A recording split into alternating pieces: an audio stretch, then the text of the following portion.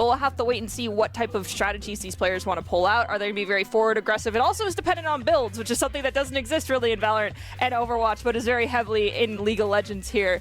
And before we jump fully in, is there a character that's your personal favorite, CMoore? I am a big Moe and Krill fan. I will Really? say, I think that Moe and Krill, as soon as I got a hold of Deadlock and I was testing out some players, I get over to Moe and Krill, and it's something about him. So fun. The kid just running around, ganking, using my ult as much as I can, and just stopping people in their tracks. I more kind of come from a tank aspect over in Overwatch. So when I come over to, somebody like Moe and Krill, who's very support heavy, you really set others up to win. I just love the way he plays. That's valid. I think Moe and Krill also is just a character that, especially past the laning phase, becomes almost unkillable. So they become very frustrating. I personally have been like touch and go with Vindicta. I say that because up until about a week ago, I want to say, Vindicta kind of was, they put shoes on her. And then they took them back off, and now you can have an insane fire rate on Vindicta, and so she feels very powerful, and I love that. Other than that, I also like Bebop because I like basically turning someone else into my weapon and throwing them into the enemy team. So I wonder if maybe I'll see an Invicta, maybe I'll see a Bebop, but right now it looks like we're going to for sure have the Infernus coming in, Haze, and Dynamo. So Dynamo, the one character that I can firmly say I feel like is the most supporty and can float a little bit more than other characters to literally be there to save someone from getting ganked, is Dynamo, but that's heavily reliant on your ability to predict where players are going from the enemy team to be able to help out your own teammates when you're in that float phase after finishing out the laning phase. I do agree with that. I think when you look at the Dynamo coming out from the Saints, you expect the Dynamo to be running that rescue beam. I'm kind of looking over towards their bans, though, and I see that St. Clair, they ban out the Warden. Already getting rid of a really big presence on the map that you usually tend to see, bullying inside of the dual lanes. On the other side, Northwood, very late game, the Calvin does show up in a lot of pro scene matches. So seeing the Calvin banned, I am not surprised whatsoever. Usually these days, it's either the Grey Talon, the Paradox, the McGinnis, or the Calvin. Very strong characters that we do see in Deadlock. And, speaking, I see the McGinnis already coming up on the side of Northwood alongside Infernus, who scales to the max throughout the entire game, and a Mirage who you would imagine is going to be one of the solo lanes for Northwood, being as Mirage is just one of those heroes in Deadlock that has a big presence when it comes to those one-on-ones and the lanes, able to survive, great escapes, and a lot of damage from utilizing the Jinsmark. McGinnis did recently receive a minor nerf, I feel like, with the number of turrets that you're able to use being taken down to 1. I agree, but that doesn't stop me from saying to any McGinnis mains out there, I apologize that your home slice had to get punished for being OP. Now, the next ability I want to look at, possibly, shrinking a little bit Deadlock's devs, is the 7 ult with the range on that. It's absolutely disgusting. Beyond that, though, I think 7's fine, but we'll have to wait and see if anyone going to go 7. Lady Geist option, I feel like.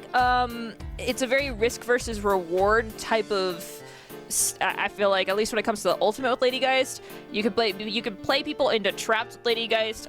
Very akin to Yamato's ultimate almost, where you become unkillable, but with Lady Geist, the whole, I'm going to let you chip me down and then I'm just going to give you my health pool. Good luck with that. If you can combine that with someone from your team ganking in that moment, it can be absolutely devastating, and then people are running and screaming and wanting to get away.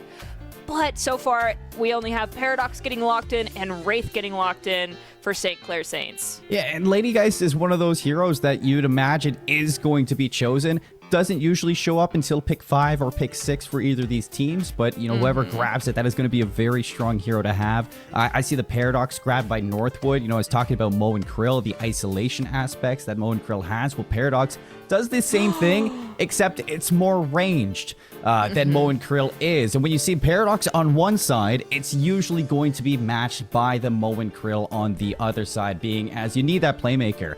And having a Moe and Krill for St. Clair is going to be able to start those ganks pretty early. As soon as that ultimate is active, that Moe and Krill is going to be perusing through the map, looking for anybody you can kind of displace. And I think the same goes with the Wraith on the side of St. Clair. They have a lot of pick potential between those two. And the only thing missing, I'd say, for Northwood is that average DPS, and that's the 7 pick that we see right away. So everybody's tending to kind of funnel into a very, I'd say, unsurprising draft from what I'm looking at. Everybody that we're seeing picked has been picked usually at the pro level and is, usually seen at the top level of Deadlock. And I think that seeing the 7 come up is unsurprising. But the Vindicta is picked up, that assassination, the execute that usually comes through Vindicta, very strong in the laning phase and can come in handy for those team fights that are, seen towards the later game out in the open. But yeah, these are very good drafts when you kind of look into it. A lot of the pro players will say you at least want one frontline, a support, and 1 or 2 other carries. The rest of it very flexible, kind of to your own comfort. So that's kind of what I'm seeing here. Also, all I gotta say is whomever this 5th player is over here for St. Clair Saints, you've been playing with my heart. Okay, we're locking in the lady guys. At first, it was, we showed Vindicta, we showed Bebop, we went back to Vindicta, and then we go lady guys. You're really, really toying with me because I want to see some high-level gameplay of both Vindicta and Bebop, but lady guys is also going to work out swimmingly. We've got the Shiv locking in for Northwood, and is it going to be Yamato? Is this going to be 2 kind of haha gotcha style ultimates coming in for the side of St. Clair Saints? I mentioned it earlier. If you can combine one of these with someone on your team, specifically, I'm looking over here at Dynamo, coming in, helping you out on that gank and saving you after using one of these ults can be absolutely devastational to a forward push coming out from the side of Northwood, if that is the type of playstyle they go with really high pressure rotations that are timed in conjunction with these abilities. Does look like we have Infernus, that's Icy and Slew on 7 here inside the green lane, and then Hayes is solo laning, I believe, for St. Clair. So there goes, unfortunately, my intrigue out the gates. That's interesting to see a Hayes solo laning. Usually, you want to get that Hayes active as quick as possible and be able to, traverse the map, get the boxes, grab souls, start ganking pretty fast. So having the Hayes locked down like that might kind of keep St. Clair on a little bit of an anchor for the early portions of this laning phase. But I do like the matchups that we do have. I think Paradox McGinnis from Northwood is very strong. Should be able to bully out this Yamato, Moe, and Krill if this Moe and Krill isn't able to, dance on that thin wire with your self-heal to the best of their abilities. Yamato gonna have to look for those moments to strike as quick as possible. Same thing goes with the, I think, the 7 and the Infernus. Fighting against a Dynamo and a Lady Guys is not fun. Lady Guys is going to bully you, and the Dynamo is going to be able to heal that Lady Guys if she does end up going low before her ultimate's out. So that is going to be a pretty tough matchup for Northwood, but it doesn't look like Icy and Slew are struggling. I think Dynamo and Lady Guys are actually intentionally playing around their Guardian right now. They don't want to claim too much space while they don't have those rapid abilities available, and you can see Dynamo is actually extremely low currently, so they're waiting for the perfect opportunity to regain the space, waiting for that minion wave to come forward. And we're also looking at the blue lane for a little bit. No, we're shifting back over to Icy and Slew for Northwood. This is our 7 and our Infernus still here with Swifted and Oppie. We have that minion wave pushing forward, and now I think is the opportunity for St. Clair to gain a little bit of footing. Their health is a lot healthier, and 7 is now the one taking a little bit more damage than I think they want. And the 7's going to be able to get back to full strength. You can probably imagine that, these days you'll see that healing booster early on, or the health regen addition for them to be able to back up, maybe some healing right as well. You are going to get that early Mystic Burst for the Yamato to hopefully put her 1 to best abilities there. You saw the Power Slash doesn't connect completely, but for the Yamato, if you land a good Power Slash, that might set you up for a kill, especially with the Moe and Krill right beside you. I'm still really looking at Lady Geist and Daimo here for St. Clair. They're playing very patiently. They're waiting for these minion waves to come forward. They're just, I think, wanting to get the soul advantage right now. We've got, what, 1.9 and 1.8 versus 1.6 and 1.5. It's not quite enough right now for them to want to claim too much space very heavily right now. So we're just staking out here in front of the green bridge. I think, honestly, what we're playing for right now is Lady Geist ult. And once we have that for St. Clair, I think this green lane's going to be on lock, truthfully. The same can be said for the Mo and Krill. If the Mo and Krill catches somebody with that ultimate, I mean, that is just open season to just lay down the law. You're looking at the... I want to take a look, though. You can see in the minimap to the bottom corner of your screen, every single Guardian looks to be untouched. So this laning phase just is a trade fest of souls, just who can get those abilities maxed out, push and shove these lanes as fast as possible. But we do get a first blood from Northwood. That's Faustus gonna take down Oppie. The Dynamo traded from Soaks onto Brayden. So these lanes now starting to kick off. I think if you're swifted right now, our Lady Geist, you're also looking to just disengage, get back on the wire and head back towards your spawn, maybe get further back from your Guardian, because you no longer have that support of your Daimyo. And when you're Lady Geist this early, you don't have your ult. It's not worth staying too far forward, overstaying your welcome in a zone, just trying to get a little extra damage out, gather extra souls.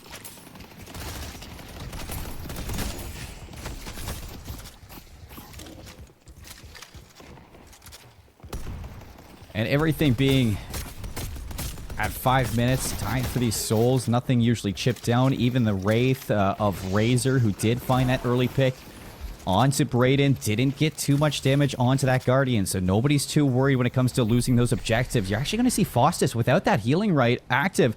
Going to tend to go right back to spawn. You have the zipline boost available, so going to be able to get right back to your 7 as quick as possible.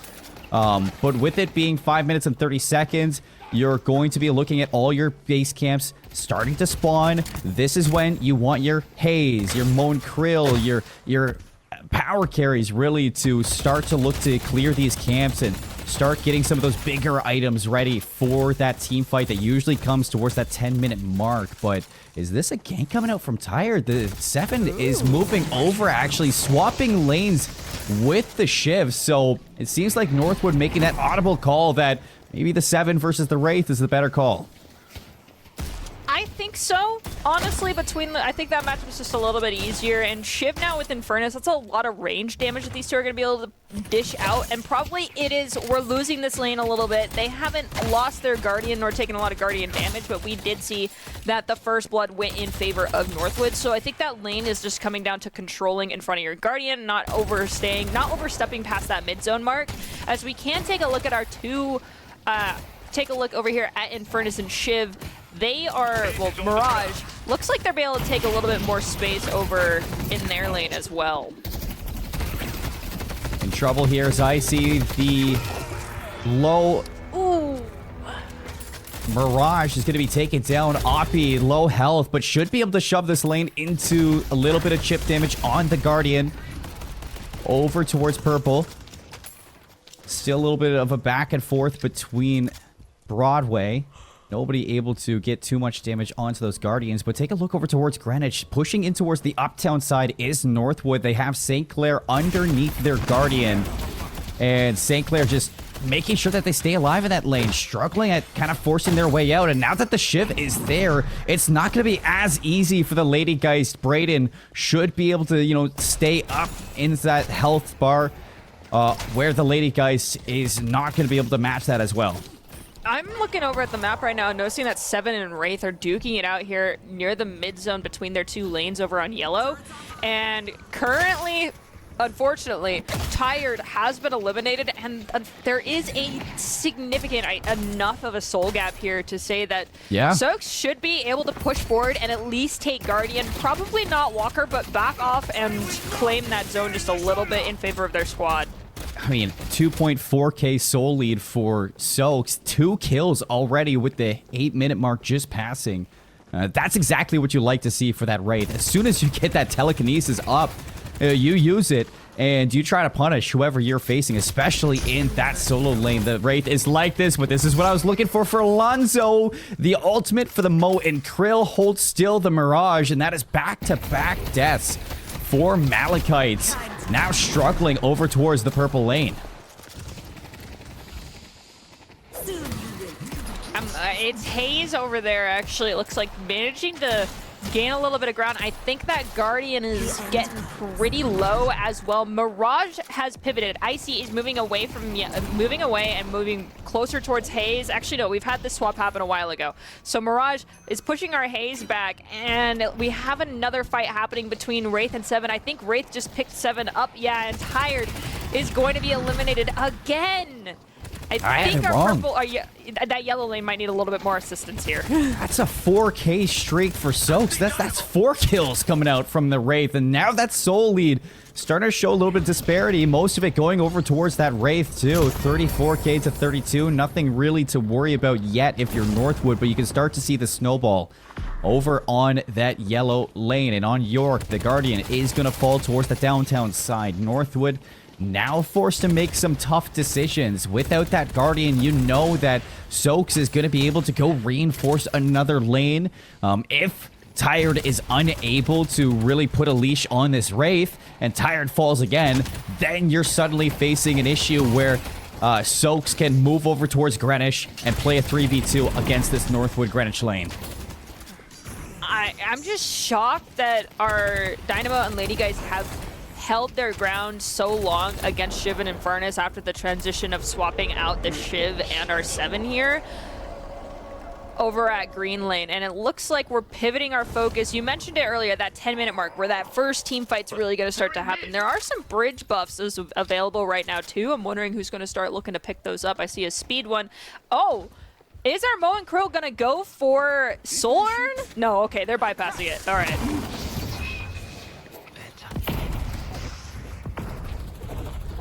One thing to kind of note too about this urn is recent changes for the urn has made it so that if you have a 10% lead in souls, then that urn is going to be in your opponent's side of the map. And you can see it on the mini-map into the left side towards the downtown of Greenwich, the green square. That's the urn drop-off. That's in the Northwood side. So if St. Clair feel confident enough that they can push this Greenwich lane and secure that urn, that is going to put St. Clair in such a good position to possibly even take the Guardian on top of that. So if you're Northwood looking to reflect on this, you have to start putting some bodies on this lane. You have to shut down the St. Clair push, but it's going to be tough with Soaks on 10k souls, a 5 kill start. The other thing to keep in mind is that the idea that you are, when you grab the urn, you can't fire, but you are invisible for the first 20 seconds. However, we gotta give respect over to Northwood. They are most likely aware that you have the soul urn, so they're gonna try and reinforce this green zone where that soul urn is supposed to be dropped off a little bit more and try to pull things back in their favor. And that's where I think the Yamato ultimate in conjunction with maybe the Lady Geist ult could be absolutely devastational on a team fight around the urn. Still hasn't been fully dropped off yet, but it's almost there. There we go. We're getting it in, and we're going to actually be able to lock down that urn. And look at the respect from Northwood. Nobody going to combat that. It was another kill onto Tired, so that's 6 kills for Soaks now on this Wraith, and that's going to start to snowball for sure for the amount of damage that Wraith can put out. You're seeing a little bit of a back and forth between Betterson McGee and Braden, who falls there. Another kill onto Fostis. Soaks another one for the Wraith. These Guardians are about to start falling, and with this lead that St. Clair is gaining, those Walkers aren't going to be too far behind. And really, I'm looking at this soul disparity, and Wraith, I think, is part of the reason why this soul disparity is existing so heavily. I mean, 11k. Holy cow, but 46k to 55k, and now St. Clair is starting to gain some footing. They've taken down one of the Guardians. We're going to disengage, and it looks, I'm really wanting to follow where this Lady Geist is going, but I think we have no choice but to back off and wait for our wave to rebuild itself and push forward with more minions. Tired is struggling right now. I mean, if I am Northwood, I'm talking to Tired and I'm saying, all right, No more fighting unless you have somebody there to help you out. You guys need to start holding hands, group up, and play this one together because you are feeding Soaks right now. I mean, this Wraith may have been hungry at the start of this match, but right now, after the feast that we've seen from this Wraith, getting close to full, 59k for St. Clair in souls. Now, with 3 Guardians down, that's the first flex slot open for St. Clair, and that's going to give them a considerable lead when it comes down to the power scaling in these team fights. So, you got to be careful here if you're Northwood, as they do look to escape over towards the downtown of Broadway. Truly, I'm kind of shocked that things are favoring St. Clair as heavily as they are.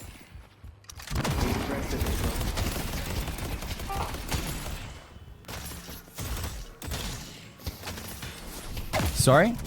Oh, my internet decided it was going to be a little bit too rainy outside for me for a moment, but I'm back anyway. So I'm just a little shocked that things are a little bit more balanced, and I think that comes down to just St. Clair understanding that if they are not together, they are not as strong as they possibly could be. And Northwood, you mentioned it, they're very explosive and they can take those one-on-ones, but St. Clair is doing everything in their power to avoid those. Yeah. So I think that's why they're being such a force to reckon with right now, is because they planned on taking everything as duos, backing off and re-engaging as we need to. Our Soaks knew how Soaks needed to play, and that was power scaling very heavily into one type of build that we wanted.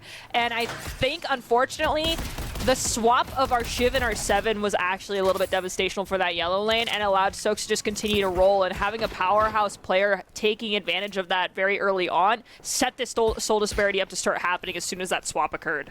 And I don't know if it's a comfort thing. Usually a Shiv is really good into a Wraith, and usually a Shiv is excelling in solo lanes. So it might be a mechanical comfort thing there for Brayden and just not feeling too well. Purple Guardian for St. Clair is going to fall, and that is Hayes on the side of St. Clair. Oppie going to look to clear that lane, now shove it back over towards the side of Northwood. Razor and Pedersen McGee now looking to group up over towards Broadway, see if they can get this last Guardian destroyed, but the same can be sent over towards Greenwich. There's a fight going on, and Brayden's going to be falling there to Likaru, who did pop that singularity, catching them in their mark. Now over towards Purple. Soaks trying to run away. The combustive strike there from the Infernus, not going to be able to catch Soaks just yet. Trying to stay alive is Soaks, but going to burn to death there with the mixture of the damage over time from the Infernus and the Jin's mark from the Mirage there. Lovely 2v1 from Northwood, but I'm not sure they're going to be able to escape. Unfortunately, Brayden has fallen. Malachite gets dangerously low. Our Wraith, our powerhouse player, I'm watching you. You're at sub 50% health, and this Infernus is coming after you. Does not care that there is a soul gap, but I think Soaks will be able to make it out. Infernus now suffering just as much damage as Soaks was. Soaks gets a little bit of extra healing boost, but that burn is so devastational. And Icy, who came in with the gank, that is going to be our leader in the lobby, finally falling with a 28-second respawn timer. Yeah. And back in, though, I like that play from Northwood. If you're going to fight Soaks, you need to do it 2-on-1. You catch out the Wraith and you take him down. Now the urn's being run from St. Clair. This time, it's an even urn. Just back out to the shrine where the urn spawns on the opposite side for Purple. You can already see that Oppie is there clearing out those minions, pushing back that lane. And this should be a safe urn to catch. You can see Northwood is mirroring this, though. So wonder if Pedersen McGee can actually escape this. Oppie went in to try and create a little bit of disruption, and I think it actually has worked out. Pedersen McGee, our Lady Guys, has Urn, is gonna just continue underground to try and make their way over. Remember, they have 20 seconds before they're revealed to the enemy team, so while we're aware that the Urn has been taken, we don't know who has it or where they're currently at. Just know that they are vulnerable because they cannot fire, and if you drop that Urn, it starts to scurry back to where it started. So good luck, Lady Guys. Have fun. You are picking that up and running away, and I feel like, honestly, I'm surprised that someone else didn't do it, and we're having Lady Guys do it. Do you see the power of the Mirage there in the 2-on-1 being chased up to the rooftops of Purple and pops the return fire as soon as the bullet dance from Oppie is used. The tornado sends across, knocks them both up, and the Jin's mark of Mirage just deals so much damage, almost doubling up that damage when you are fighting them. So if they're standing still, that is a devastating Mirage to face against. Icy really setting up the Northwood Timberwolves in that moment. Now to see if they can turn things around. That sole lead still, St. Clair should feel a bit of comfort, but all Northwood needs is one good push together, one good team fight. If you can get that mid boss, if you can get the team fight under your hands, it should be an equal game. Okay, so that sole lead is 11k currently. It's dropped down. Yeah, 11k is a bit rough, but as we're looking at this rooftop fight, it's a 2-on-1. In comes the tornado. This is Hayes, I feel like, doing what they do best, and they're unfortunately though not doing what they do best, doing the opposite of that. Forcing themselves into a situation where they're in a 3v1 is not great, and I feel like that's why Mirage was able to capitalize on it so heavily. Oppie being down, but we're also down Tired. Tired has been going through it this game. Yeah. And I think it's just accepted that they are going to be, unfortunately, that one player that everyone's trying to punish. So perhaps we need to give a little bit more assistance to our 7. If life is a highway, then Tired's been riding the highway to hell right now. It's not fun to be a 7 in this server. And I think that's just St. Clair really showing up in those individual moments. The Singularity catches 2. It's the Mirage, or the Paradox, on top of the Shiv, caught there. Infernus now looking to see if he can do some damage control. The Concussive Combustion going to stun them up. Procs the Yamato ultimate. Here comes Soaks to clean up the rest of them. Walker goes down towards Purple on the side of St. Clair, but if the kills come through, the Guardian should go down, and right now, St. Clair just winning every single fight that comes their way. And we did see the call out. The call is to go and take care of Wraith, which I have to agree with. When you have such a powerhouse of a player going unpunished for the majority of the game, there is definitely a problem. You can see our little tiny indicator map up above. There's still a lot more blue-purple color on that map than there is this yellow color indicating where Northwood controls. And so St. Clair, very slow in the early game, but is definitely holding their ground and claiming the space that they want and when they want to.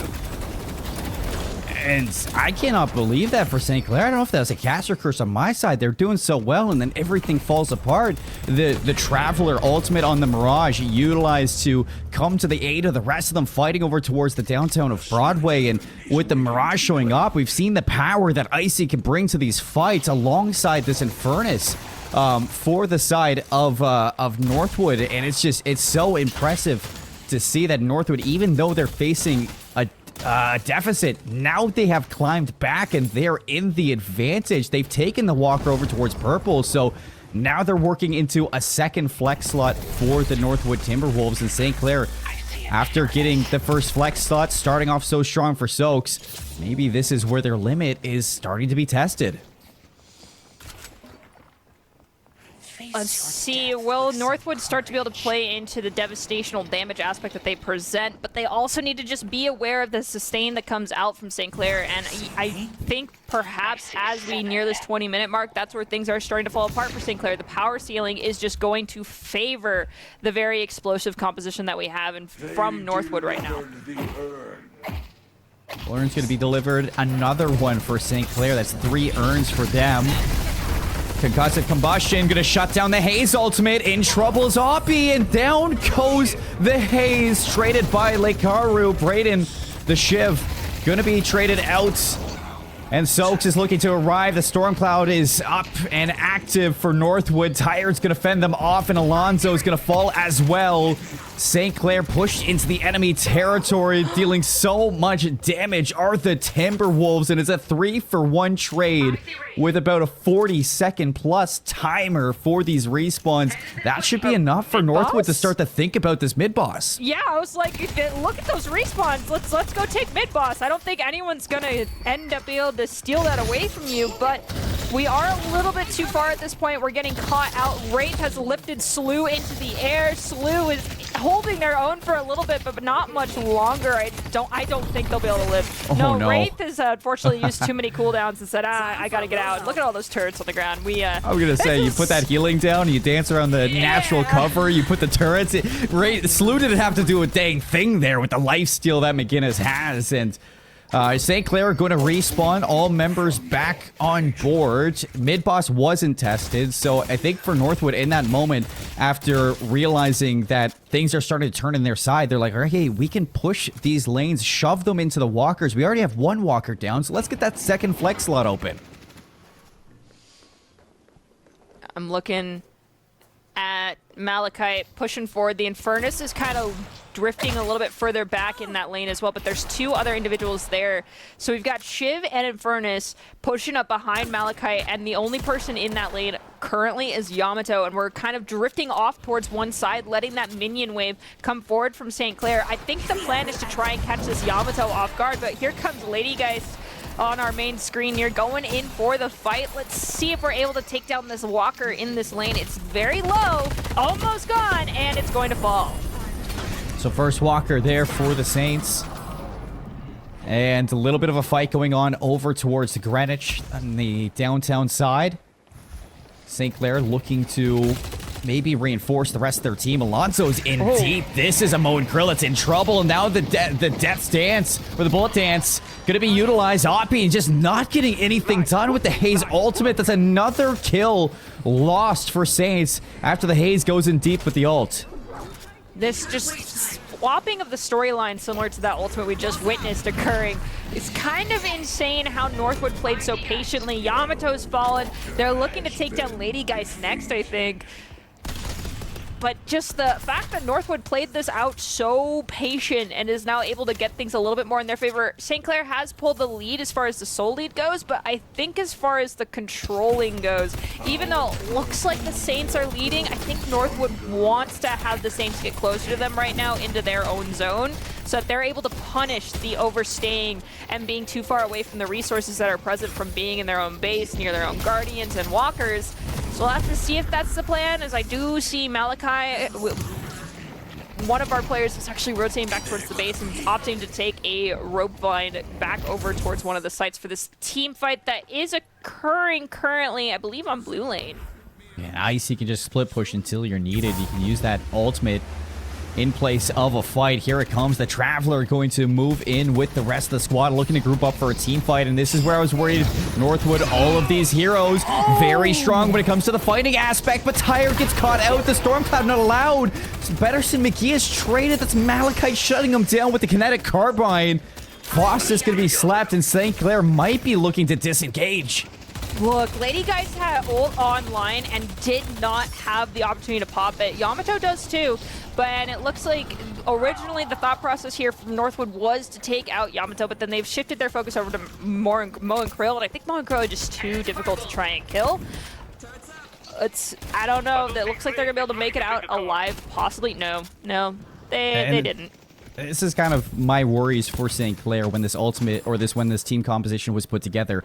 Every single player has to get very technical. You have to get close for that Ladygeist ultimate to be active. Same thing with the Mo and Krill. Oppie has to literally dive into that team with Likaru just to have any shot at putting these heroes to work. And on the other side from Northwood, you can poke, you can prod. They're very consistent in their damage, and as soon as they get you low, you have a Shiv who can deal the killing blow onto members who just are not able to stay healthy on St. Clair. You see it there again. Oppie is caught overextending, and it seems like for the last maybe 5 to 7 minutes, there's been a player on St. Clair who's been playing off the respawn. They just cannot group up together.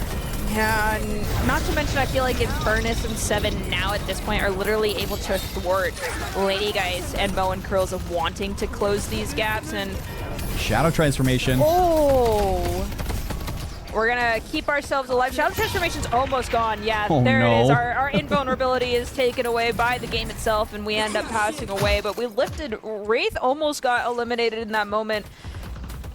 They nearly are.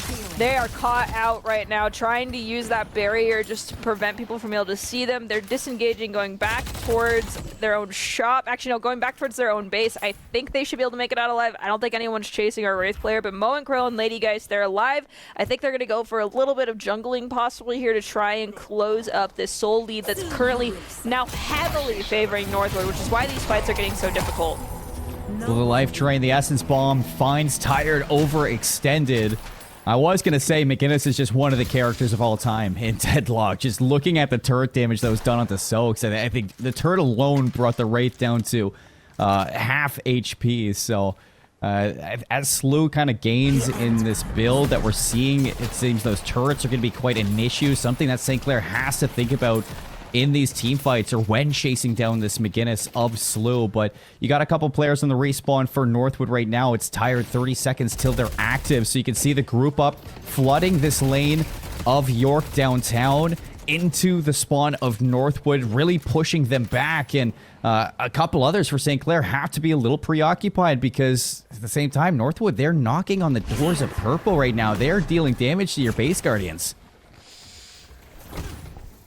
Northwood is down Tired, but as that's not something they haven't been able to compensate for very frequently here. And ooh, did we just have Clair get caught out? We did. Lady Geist is gonna get eliminated. I think it took 3 players though, unfortunately, for Northwood, which we thought they'd be able to handle picking apart St. Clair a little bit more 1v1ing, but they are able to finally pull things in their favor. But it's taking the resources of 2 and 3 players to do that. And I do think they might. Are they going to be able to get one more?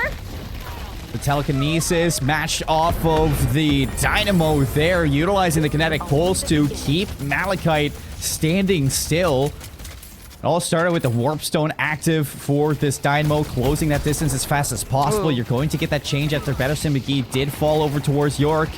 Stormcloud going to be warding off of these members from Broadway. The kinetic pulse forcing Slew back, and everybody on St. Clair now on the run. The chase is out. Faustus wants to close this gap with the Flame Dash, and it looks like St. Clair just not able to get away. Lekaru gonna be sent back to the respawn timer. 64 seconds till we see that Dynamo again, and the rest just turning tail and run down purple.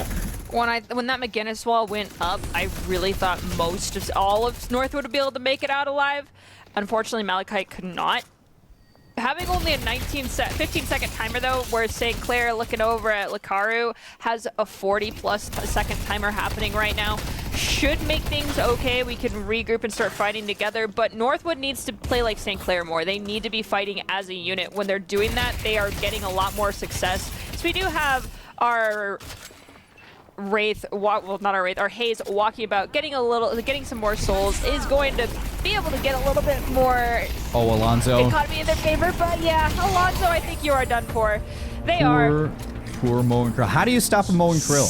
It really helps when you have a spectral wall. The pro cannot throw under the wall. Oh, 2 members are down on Saints, so this is a great time to start this mid boss. Ern's going to be picked up by Betterson McGee, but so nobody is going to be here to really stop this. Oppie is close, but if you drop down, if you're Oppie, that is a monumental throw. All right, Rejuvenator is out. We smack it. We all have it. So there's mid-boss buff going over to Northwood, and they're looking. It looks as though the goal is to go possibly take over purple. We're also looking at bridge buff here from McGinnis. Nah, McGinnis, I don't think you need that. But yeah, we're gonna go take the urn, or at least try to prevent them from dropping it, and take over the spot where they're supposed to drop off. Yes, there it is. They convinced them to drop it. There's the McGinnis wall. We're disengaging and using the natural cover present here to try and just poke out a disgusting amount of damage. We saw the lift go through. Lekaru is getting very dangerously low. Our Wraith is low. Lekaru has been eliminated. Wraith is halfway there, and Lady Geist also is going to get very close to being eliminated. I think that's St. Clair just biting off a little bit more than they can chew, not understanding their capabilities on the map. You're trying to force something like earn an objective that just is impossible, especially when Northwood has the quick respawn off of the mid-boss there. It's just not something that you can do if you're St. Clair. You had to show some respect there, pull the urn back to your spawn, and try to bleed out this advantage now that Northwood has. They are stacked when it comes to the objectives. They're knocking on the base Guardians, and they're ready to maybe even take a shrine. Once they do, they're going to be maxed out on flex slots, and that is just going to make them seem unstoppable in comparison. 4 members are down for St. Clair. This should be both shrines and probably even the patron down. I mean, Patron's now in weakened state. I think this is done and dusted. Well, you know, we've got 3 people up, 2 people up, a third about to join them. We have everyone who's going to be alive right now, their ults are available. I just think it's possibly too little too late for St. Clair to actually make it back out. We might see GG's in the chat. The Patron is dangerously low. We're rushing outwards. Mo and Krill has come in, manages to get some people away from our Patron, but I think that's it. You don't want to spend too much time here. If you're Northwood, they're looking to end it here and now. Oppie's going to fall to Icy. Everybody's into the pit. The Singularity going to catch 2. But is it enough? It's not. Lekaru's going to drop. The Storm Cloud is up. The weakened Sapphire Patron is bleeding out. And the Northwood Timberwolves kicking off our inaugural season of Collegiate Deadlock with a win.